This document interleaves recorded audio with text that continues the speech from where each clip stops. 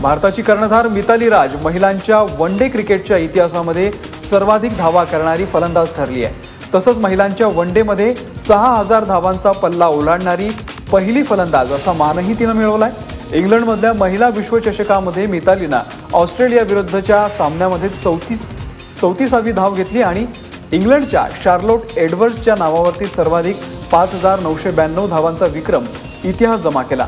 त्यामुळे आता पुरुष आणि महिलांच्या वनडे क्रिकेटमध्ये सर्वाधिक धावांचा विक्रम अनुक्रमे सचिन तेंडुलकर आणि मिताली राज या दोन भारतीयांच्याच नावावरती आहे। सलामीच्या पूनम राऊतनं शतक झळकावून सुद्धा भारतीय महिलांना विश्वचषकाच्या सामन्यामध्ये ऑस्ट्रेलियाकडून 8 विकेट्सनी पराभव स्वीकारावा लागला। या सामन्यामध्ये भारतानं ऑस्ट्रेलियाला विजयासाठी 227 धावांचं आव्हान दिलं होतं। मेग लॅनिंग आणि एलिस पेरी यांनी तिसऱ्या विकेटसाठी 114 धावांची अभेद्य भागीदारी रचून ऑस्ट्रेलियाला विजय मिळवून दिला। त्याआधीच या सामन्यामध्ये भारताच्या पूनम राऊतनं कर्णधार मिताली राजच्या साथीनं दुसऱ्या विकेटसाठी 157 धावांची मोठी भागीदारी रचली।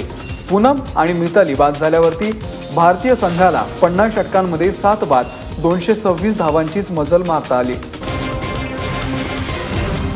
स्वित्झर्लंडचा दिग्गज टेनिसपटू रॉजर फेडररनं धडाकेबाज विजयासह विम्बल्डनच्या उपांत्य फेरीमध्ये प्रवेश केलाय।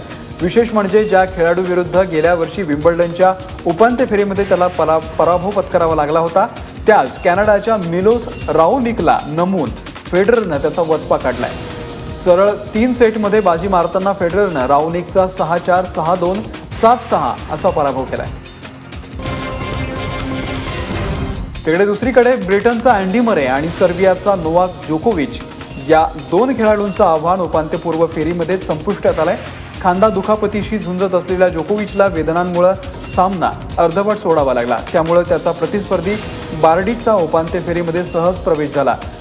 तर गतविजेत्या अँडी मरेला उपांत्यपूर्व फेरीतच आपला गाशा गुंडाळावा लागलाय।